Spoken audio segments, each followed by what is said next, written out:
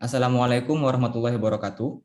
Perkenalkan, saya Ayub dan teman saya Hanif Isna Sakif. Kami siswa Latsar CPNS golongan 2 angkatan 3, oleh Diklat Keuangan Malang, kelas A kelompok 1.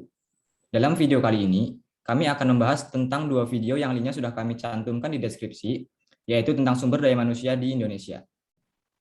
Dalam video yang pertama, yaitu kondisi Indonesia saat ini, disebutkan bahwa permasalahan sumber daya manusia di Indonesia yang terjadi menurut Bapak Nadiem Makarim disebabkan oleh kualitas dan etos kerja yang tidak kompetitif. Para generasi muda kekurangan soft skill, yaitu tidak memiliki etos kerja yang mumpuni, kurang disiplin, dan tidak mampu mengambil keputusan secara mandiri. Sedangkan di video yang kedua, yaitu kondisi ideal menurut Ibu Sri Mulyani untuk Indonesia menjadi negara maju sesuai dengan visi Indonesia 2045, disebutkan bahwa salah satu faktor pentingnya adalah sumber daya manusia yang berkualitas.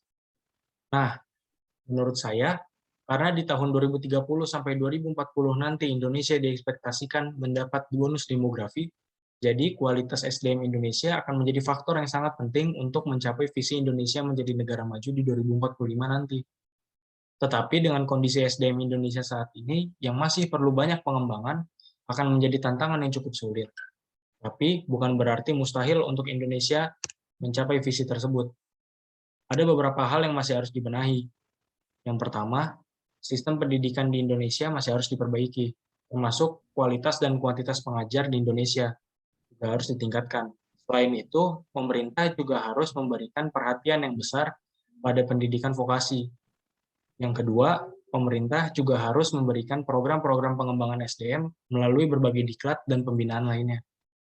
Hingga saat ini, menurut saya, pemerintah sudah cukup memberikan program-program yang sejalan dengan visi tersebut. Pemerintah sudah mengalokasikan 20% APBN untuk bidang pendidikan setiap tahunnya. Ditambah lagi, pemerintah juga telah mengeluarkan kartu prakerja untuk membantu mengembangkan kompetensi masyarakat Indonesia di dunia kerja nanti. Nah, sedangkan menurut saya pribadi, cara meningkatkan kualitas sumber daya manusia kita yang menjadi salah satu faktor penting mewujudkan visi negara Indonesia maju di tahun 2045 adalah yang pertama, memberikan kemudahan untuk anak bangsa dalam memperoleh pendidikan yang tinggi dengan meringankan biaya pendidikan.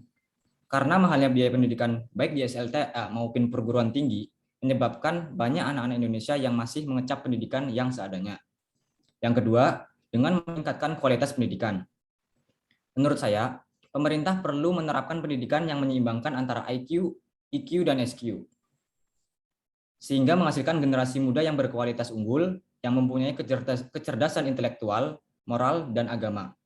Yang ketiga, negara harus menghargai para intelektualnya sendiri, agar tidak lari ke luar negeri, karena akan sangat disayangkan jika jenius-jenius muda bangsa Indonesia lebih memilih negara lain dibandingkan bangsanya sendiri dikarenakan mereka merasa karya-karyanya tidak dihargai.